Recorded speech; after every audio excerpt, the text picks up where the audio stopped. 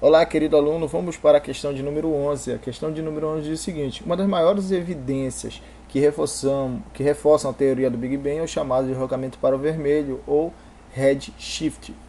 Apenas analisando seu espectro eletromagnético é possível determinar a que velocidade uma estrela ou mesmo uma galáxia estão se deslocando em relação a nós. Por exemplo, se um objeto está com seu espectro deslocando para o azul mais do que deveria, considerando sua temperatura e composição química, significa que ele está se aproximando de nós. Então bora para cá, olha aí, ó, ele está se deslocando mais para o azul, então quer dizer que ele está se aproximando de nós aí, tá? Caso o objeto esteja com o seu espectro deslocando-se para o vermelho mais do que deveria, ele está se afastando de nós. Olha aqui a situação, então, que está se deslocando para o vermelho aí, né? Está se afastando de nós. Antes de continuar de lendo, você tem o espectro eletromagnético, aqui está o espectro de luz visível, e tu tem, né, o espectro visível, que vem do vermelho, azul, vermelho, laranja, amarelo, verde, azul, anil e violeta, né? Isso, então, tu tem essa ordem crescente de frequência aí, né? Tu tem essa ordem da esquerda para a direita, tu tem aumento de frequência aí, tá? Então, é isso que ele está falando, né? Basicamente, ele está falando que esse deslocamento está fazendo uma mudança aparente da frequência. Olha aí, gente, a mudança aparente da frequência, né? Tu te lembra que a frequência ela não muda, depende da fonte, né? Isso, mas tu pode ter uma mudança aparente, que é o chamado efeito Doppler, que a gente já aprendeu aí, né? Então, bora continuar lendo. Então tu já sabe que essa questão está tendendo a falar de efeito Doppler, tá?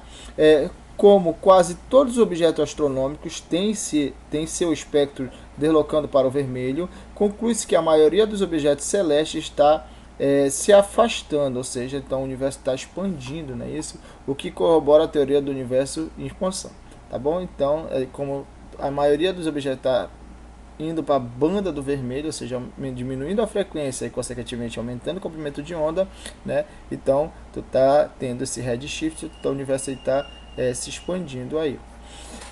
Esse efeito luminoso chamado, olha aí, efeito Doppler, só que esse é o efeito Doppler da luz, é o efeito Doppler relativístico, tá, gente?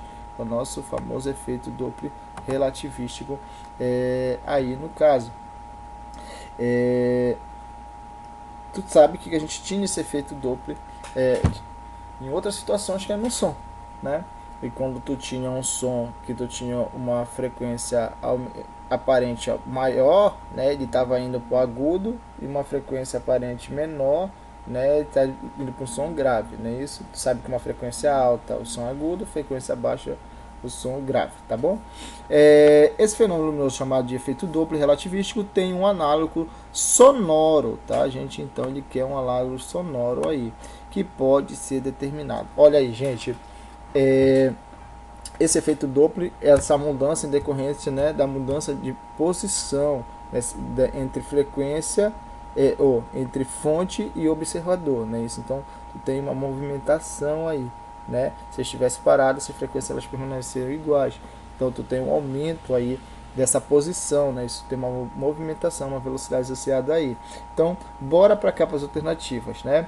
Ele quer um análogo, né? Então, letra A. Uma cigarra modula o som que produz, alterando ruído e silêncio. Olha, ela está parada e ela está modulando a frequência, está variando a frequência, né? Ela está variando a frequência. Ela está mudando a posição? Não, está mudando a sua frequência. Então, não é a letra A. Letra B diz o seguinte: um rádio não está sintonizado em nenhuma estação e fica chiando. Não é isso? Quando você fica variando, né, isso, você está procurando uma frequência no rádio, né, que ele entre, né, em decorrência, né, com outra frequência, e eles ocorre ressonância para ele captar essa frequência aí, né? Não é o caso aí também. Letra C. Algo quebra a barreira do som e sua onda de choque atinge alguém. Olha aí.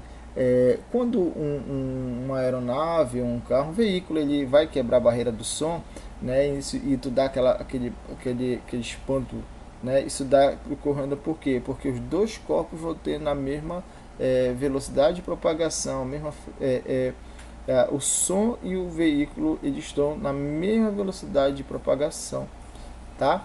É, de novo, isso não tem a ver com o efeito Doppler no caso, né? É, enquanto eles estão na mesma velocidade, é possível que aumente a vibração desse corpo, né? Isso porque o som está se propagando com uma velocidade semelhante, na mesma ordem de grandeza. Letra D. Uma ambulância passa, né? E sua sirene aguda parece ficar mais grave. Como isso acontece, né? Então, se a frequência aguda, né? Maior frequência alta, né? Som agudo, bem aqui, e aqui eu vou colocar, né? Frequência alta, som agudo, tá? Vou colocar desse lado aqui, agudo. Parece a frequência ficar baixa, né? Então tu tem um som grave, tá bom? Tu tem um som grave bem aqui desse outro lado aí, tá?